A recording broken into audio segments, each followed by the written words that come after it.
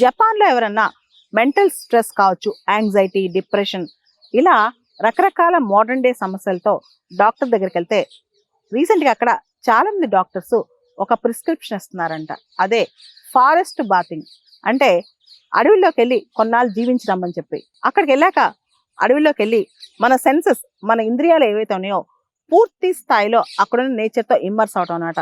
పూలు కావచ్చు, పక్షులు కావచ్చు, ఆకులు కావచ్చు, చెట్లు కావచ్చు, వాటిని టచ్ చేస్తూ ఆ పక్షుల కింకారావాలు, వాటి యొక్క చిర్పింగ్ వింటూ అండ్ మొత్తం ఫారెస్ట్ని చూసుకుంటూ లివ్ ఇన్ ద మూమెంట్, సమస్యను మర్చిపోయి ఆ మూమెంట్లోకి అలా ఆస్వాదిస్తూ నెమ్మదిగా అక్కడే కూర్చుని, అంటే వడివడిగా నడవటం కాదు, అక్కడే కూర్చుని వాటన్నిటిని ఆస్వాదిస్తూ అన్నిటిని గమనిస్తూ మిగతా లైఫ్ అంతా మర్చిపోయి ఆ స్ట్రెస్ని మర్చిపోయి అడవిలో కొంతకాలం, వారం రోజుల, 10 రోజుల, 15 రోజుల జీవించి వస్తే మనుషుల్లో ఆయువు పెరుగుతుందంట, దాంతోపాటు స్ట్రెస్ తగ్గిపోతుందంట, వాటన్నిటికి మించి సమస్యలకు పరిష్కారం కూడా దొరుకుతుందంట.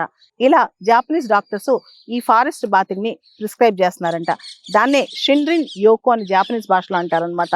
ఇక్కడ ఇదంతా కూడా అంటే ఒక ఫారెస్ట్ లో తిరుగుతూ ఇవంతా ఆస్వాదిస్తుంటే అదొక సెన్సరీ ఎక్స్పీరియన్స్. కేవలం అడవికి వెళ్ళటమే కాదు, వెళ్ళిన తర్వాత అక్కడ పక్షులతో, పూలతో, ఆకులతో, పళ్ళతో టైం గడపటం, స్లోగా అక్కడే కూర్చోవడం, వెళ్ళిపోవాలి టైం బౌండ్నెస్ పెట్టుకోకుండా నెమ్మదిగా ఆస్వాదిస్తూ అక్కడ తిరగటం, ఇదంతా చేస్తే గనక మనిషికి స్ట్రెస్ తగ్గిపోద్దంట.